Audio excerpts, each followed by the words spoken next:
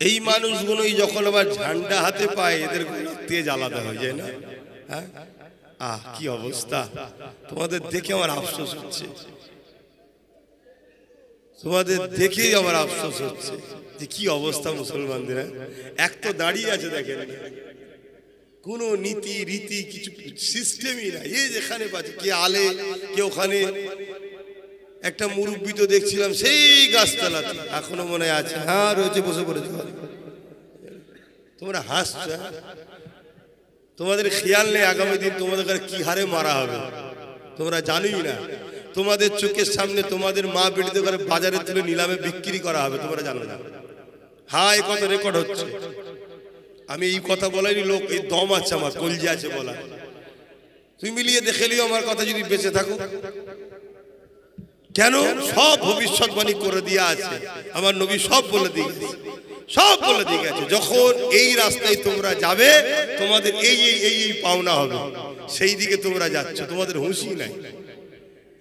তোমাদের কি করা দরকার, কি জন্য তোমাদেরকে মহান স্রষ্টা বানিয়েছে, তোমাদের কি কাজ, তোমরা কিছুই জানো না, সব উল্টো করছো।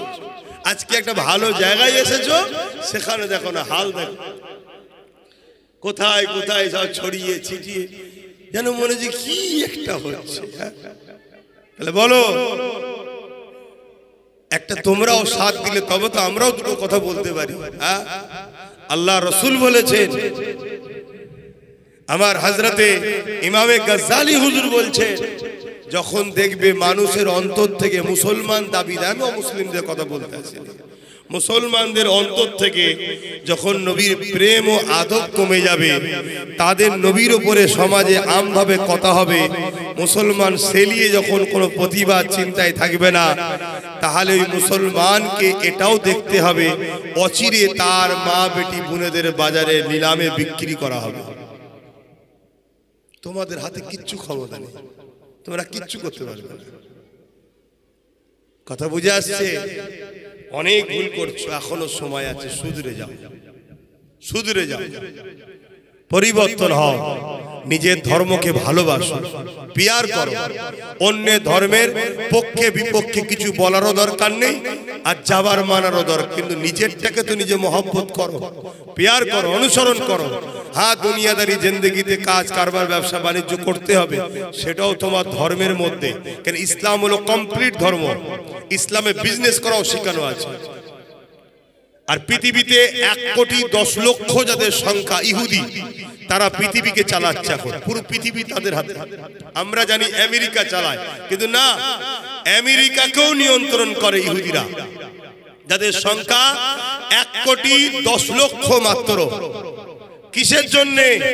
তারা বলেছে মুহাম্মদ রাসূলের বিজনেস পলিসিকে আমরা ফলো করে পুরো পৃথিবীতে আমরা সবথেকে ধনী। আমরা কথা বুঝে আসছে? তারা আমার নবীর সিস্টেমকে নিয়ে তারা আজকে গেনার, আর আজকে আমরা লোভ লালসা, গান ফাংশন, যাত্রা, সিনেমা, এটা তো প্ল্যান মাফিক আমাদেরকে এইদিকে ঢুকানো হয়েছে। কারণ এ জাত যদি জাগে, আচ্ছা আচ্ছা ফেরাউনের ঘুম হারাম হয়ে যাবে। এজন্য তোমাদেরকে ঘুমানো হচ্ছে, তোমাদেরকে বিভিন্ন দুনিয়ার রঙিন রঙেতে জড়িয়ে দেওয়া হচ্ছে প্ল্যান মাফিক, তোমাদের হুঁশি নাই। আর আমরা যখন এসে বুঝাতে চাই, তোমাদের হাল তো এইরকম, দূরে দূরে দূরে দূরে দূরে দূরে সব। তো যাক, আল ইসলাম নারীদেরকে কত সম্মান দিয়েছে, যে কন্যা সন্তান হলে মহান স্রষ্টা কি বলছে, জান্নাতের শান্তি সংবাদ ওই পরিবারকে আল্লাহ দিল। জোরে বলুন সুবহানাল্লাহ। আল্লাহ নবী আরো বলেন, বাবারা, কারো ঘরে যদি একটা দুটো তিনটে চারটে পাঁচটা একাধিক পুত্র সন্তান হয়, ওই দাম্পত্য জীবনের জন্য আল্লাহ নবী কোনো ঘোষণা এলান দেয়নি যে তোমার 5টা পুত্র সন্তান তুমি জান্নাতি, ঘোষণা দেয়নি। দিয়েছে নাকি?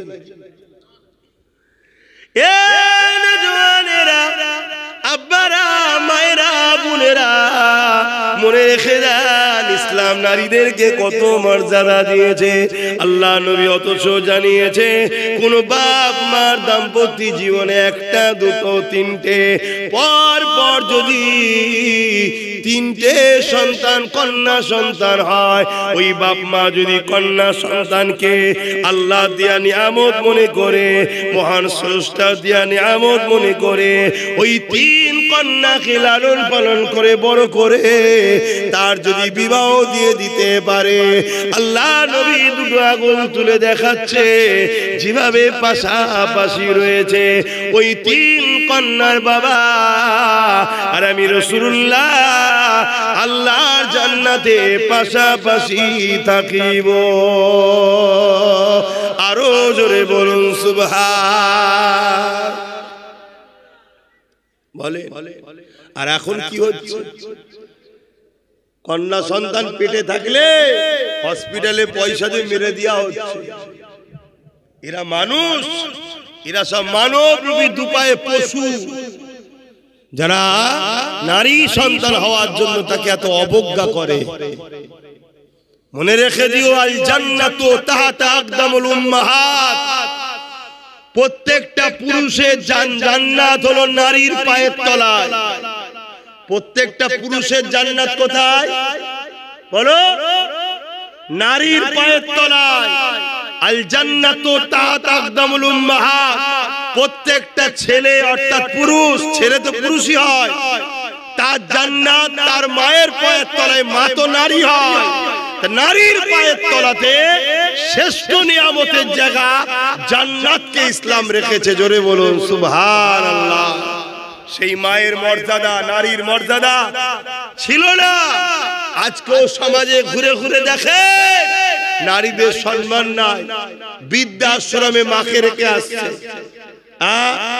কোন ছেলে যদি তার মা ওই ছেলের ব্যবহারে যদি একবার আওয়াজটা করে, আল্লাহ রসুল বলছে ওই ছেলে জাহান্নামে যাবে।